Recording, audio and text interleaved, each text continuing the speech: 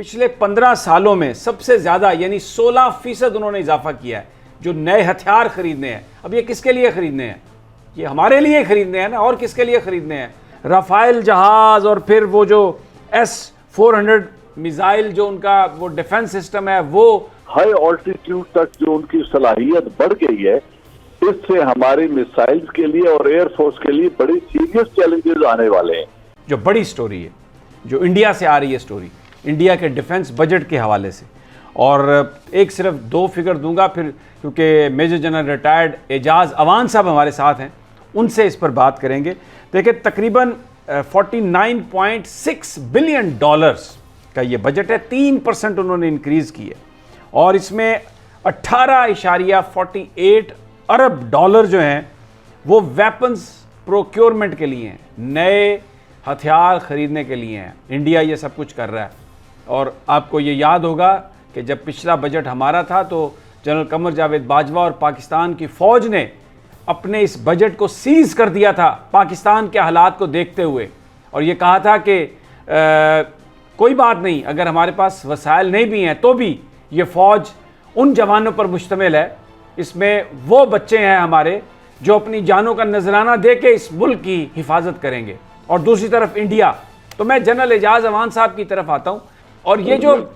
जो तफसीलात हैं जिसमें उन्होंने बताया जा रहा है कि राफेल जहाज़ और फिर वो जो S-400 मिसाइल जो उनका वो डिफेंस सिस्टम है, वो और पता नहीं ये क्या कुछ भारत खरीदना चाह रहा है, तो ये एक ऐसी दौड़ शुरू कर रहा है खित्ते में। हम तो अपना बजट इजाफा नहीं कर रहे हैं, हमारी फ़ौज तो बिल्कुल जो भी उसका बजट है, जैसे भी उसके हालात हैं, पाकिस्तान की हिफाजत करने के लिए तैयार है। और दूसरी तरफ हम ये देख रहे हैं तो इसको कहीं ना कहीं तो मैच करना पड़ेगा, वसाइल तो देने पड़े। इस वक्त पूरी दुनिया में बहुत सारी डेवलपमेंट्स हो रही हैं, लेकिन एक बड़ी इंटरेस्टिंग डेवलपमेंट जो मेरे नोटिस में आई और जिसकी पाकिस्तान पे भी सारी बातें इम्प्लीकेशंस हैं, वो कि पाकिस्तान की जो स्ट्रेटेजिक कम्युनिटी है वो ये समझती है कि इसकी कोई इतनी लंबी चौड़ी जो है वो हम पे प्रॉब्लम्स नहीं होंगे, और वो ये है कि इंडिया जो है वो S-400 मिसाइल सिस्टम जो है वो ले रहा है रशिया से। और क्योंकि कोरोना चल रहा है, लेकिन कोविड-19 के बावजूद, इसके बावजूद 100 से ज़्यादा जो इंडियन एयरफोर्स के लोग हैं वो मौजूद हैं रशिया के अंदर, ताकि वो इसकी ट्रेनिंग और जो है वो उसको समझ सकें, ट्रेनिंग ले सकें। और अब ये इसके बहुत सारे सिनेरियो हैं। S-400 इंडिया ज़ाहिर बात है वो ले रहा है, एक तो उनके पास पैसे हैं, वो ले सकते हैं, बड़ा दे गॉट वो कहते हैं कि जी हम जहाँ जाते हैं हम पैसे टेबल पे रखते हैं और हम ले लेते हैं। दूसरा ये है कि S-400 उनकी जो डिफेंस की नीड्स है वो भी पूरा करता है, क्योंकि जो S-400 है वो कैपेबल है इनकमिंग होस्टाइल एयरक्राफ्ट की जो मिसाइल्स हैं उनको डैमेज करने में। फिर ड्रोन्स जो आते हैं तकरीबन